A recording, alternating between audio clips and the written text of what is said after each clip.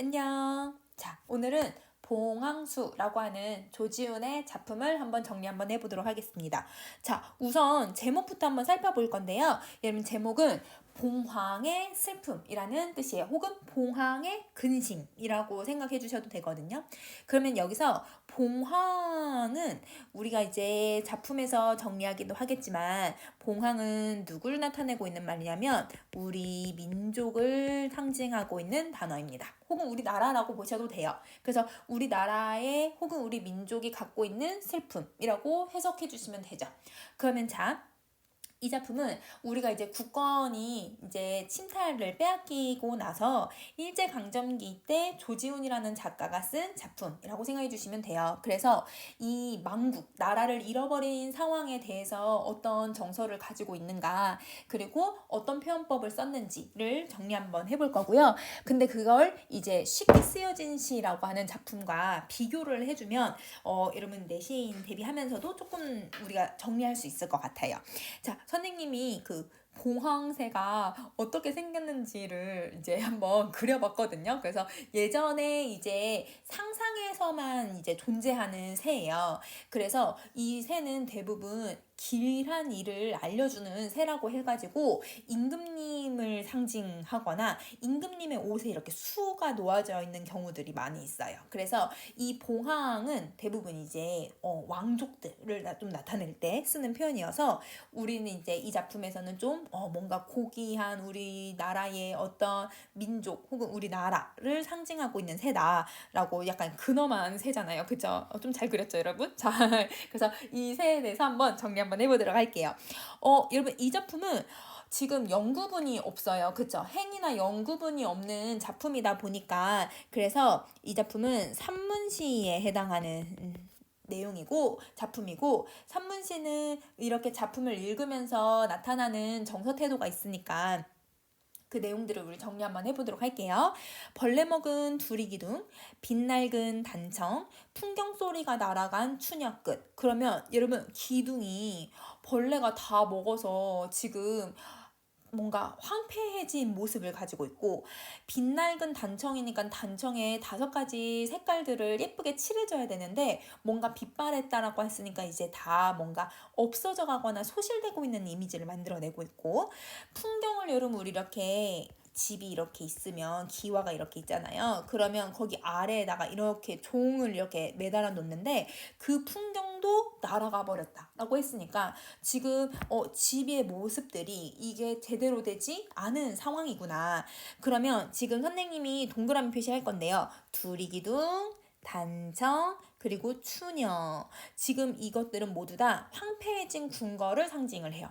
그러면 화자는 궁궐을 이렇게 쭉 돌아다녀 보면서 우리가 나라가만 이룬 게 아니라 이렇게 궁궐 또한 황폐해졌구나 라고 하는 걸 느끼게 되면서 지금 몰락한 조선 왕조를 상징하고 있는 단어들이다 라고 생각해 주시면 됩니다. 자, 이런 추녀 끝에는 산새도 비둘기도 둥주리를 마구 쳤어요. 자, 그럼 보세요. 우리 그 궁궐은 왕이 사는 곳이기 때문에 여기에 이제 새들이 둥지를 틀 수가 없단 말이에요. 그런데 여기에 이제 둥지를 막 틀고 있다라는 건 주객이 전도가 된 거예요. 여기에 이제 왕이 지내야 되고 왕족이 살아야 되는데 그들이 사는 게 아니라 산새나 비둘기들이 자기 집인 것처럼 생활을 하는 거예요. 그러면 이 산새와 비둘기가 남의 집을 빼앗았다라고 생각해주면 되겠네. 그래서 나라를 좀먹는 무리들이나 약간 친일파 같은 그런 사람들, 혹은 외세들을, 강한 힘을 갖고 있는 이런 외세들을 산새와 비둘기에 비유를 하고 있는 거예요. 근데 그들이 둥지를 막 쳤다라는 건 그러면 우리 땅을 빼앗았다, 우리 집을 빼앗고 우리 집을 이렇게 몰락시켰다라고 해석을 해주셔도 됩니다.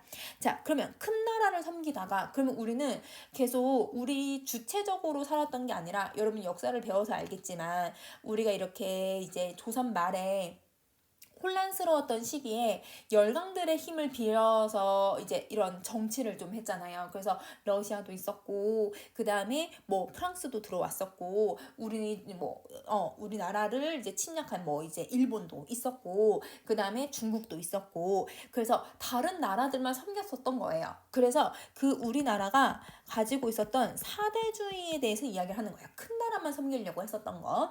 그래서 그렇게 섬기다가 우리 주체를 잃어가서 거미줄 친 옥자만 갖게 된 거예요.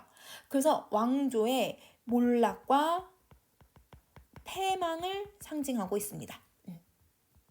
왕조와 패망을 나타내고 있다.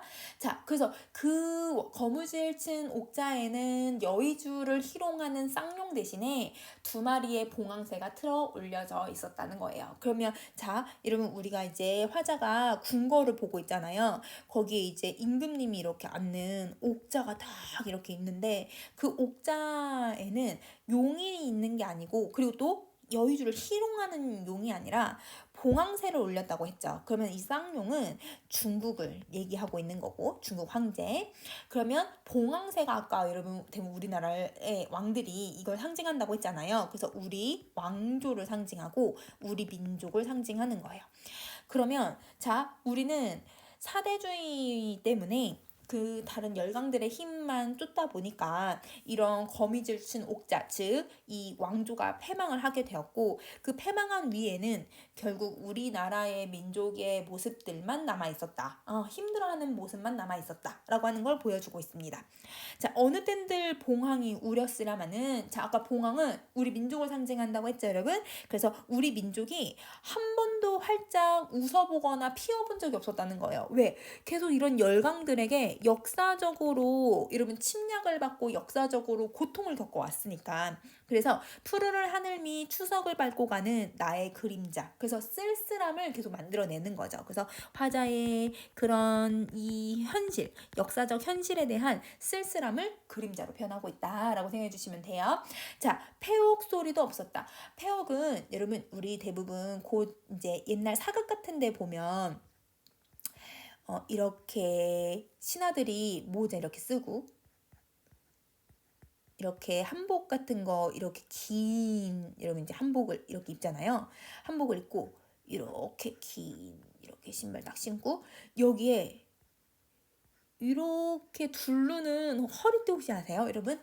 자, 그러면 그 허리띠가 옥으로 만들어져 있는데 그거를 우리는 이제 폐옥이라고 해요. 그래서 벼슬아치들이 옷을 갖춰 입고 허리에 두르는 것을 폐옥이라고 하는데요. 그런 폐옥 소리조차 없었다는 건 이런 신하들이 여러분 이제 궁궐에 가면 신하들이 다니고 있어야 되잖아. 근데 이런 신하들조차도 이젠 없었다라고 얘기를 하기 때문에 이 소리는 굳건 상실을 상징하고 있습니다. 자, 그러면 손 아래 내릴게요. 자, 품성 옆에서 정일품, 종구품 어느 줄에도 나의 몸 둘 곳이 전혀 없었다. 자, 그럼 볼게요. 여러분 아까 선생님 위로 다시 올려서 이렇게 궁궐 경복궁을 가보시면 맨 앞에 금정전이라고 임금님이 정치를 보는 곳이 있는데 거기를 보면 이렇게 세워져 있는 돌이 이렇게 세워져 있어요. 이게 이제 품계마다 사람들이 이렇게 서 있는 거예요. 품계마다 서 있는데 그 서 있는 품석에도 정일품에 해당하는 신하도 혹은 종구품에 해당하는 신하도 없었을 뿐더러 나도 그곳에 여러분 이제 몸을 맡길 수가 없다라는 거예요. 그러면 이 말은 선생님이 지금 읽은 이 문장은 나라 잃은 상황에서 화자가 위치할 곳이 사라졌다. 혹은 없다는 표현으로 굳건 상실에 대한 화자의 절망감과 허무하잖아요. 이렇게 우리가 한순간에 망하다니 라고 하는 허망함과 이렇게 나라가 망하면 이러면 인생무상이라고 하는 감정을 느끼게 돼요. 그래서 이런 무상감을 드러내고 있다.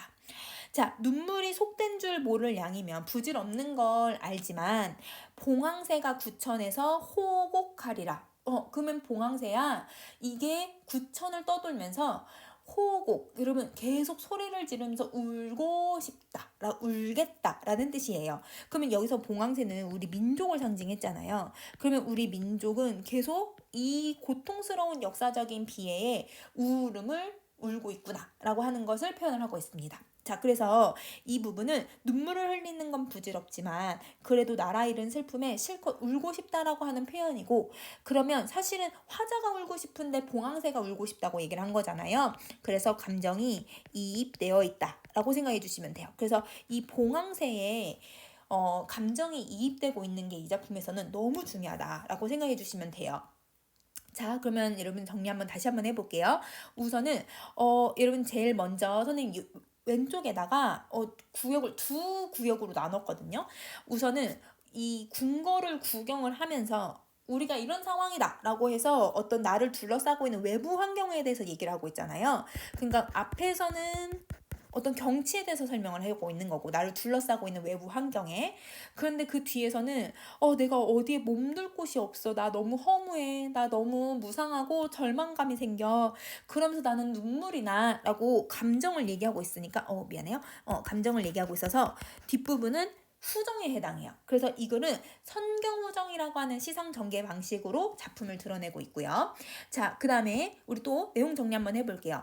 화자는 나라고 하는 사람으로 황폐한 궁궐을 다니는 사람이고, 그 황폐한 궁궐에서 옥자 위에 봉황을 일단 보면서인데, 선생님이 글자를 하나 빠먹었네. 자, 여러분 여기 이 보면서예요. 자, 이걸 보면서 망국의 한을 느끼고 있는 상황이에요. 자, 그러면 여기 정서 너무 많아요. 나라를 잃은 서글픔, 한, 허망함, 절망감, 무상함, 그 다음에 비애, 울분, 이런 모든 정서를 다 느끼고 있다라고 생각해 주시면 됩니다. 자, 그러면 이러면 뒷부분에 가서 우리 내용을 다시 한 번만 정리 한번 해볼 건데요. 우선 이러면 맨 앞에 벌레 먹은 기둥, 단청, 추녀, 옥좌 이러면 다 황폐해진 궁궐의 모습이잖아요. 그래서 선경의 모습이 나타나고, 구천의 호곡하리라 라고 하는 망국의 비애가 들어가니까 후정이 들어간다. 이렇게 생각해 주시면 됩니다. 자, 그러면 이 봉황수랑 여러분 뭘 봐야 되냐면 쉽게 쓰여진 시랑 비교하실 수 있어야 될 것 같아요. 자, 두 작품 모두 다 일제강점기의 시기를 표현하고 있는 게 공통점이에요. 그런데 이 쉽게 쓰여진 시는 그 일제강점기라고 하는 부조리한 현실에 대해서 내가 자아를 성찰하고 그 자아를 화해하는 과정에서 극복 의지를 가지고 있었죠.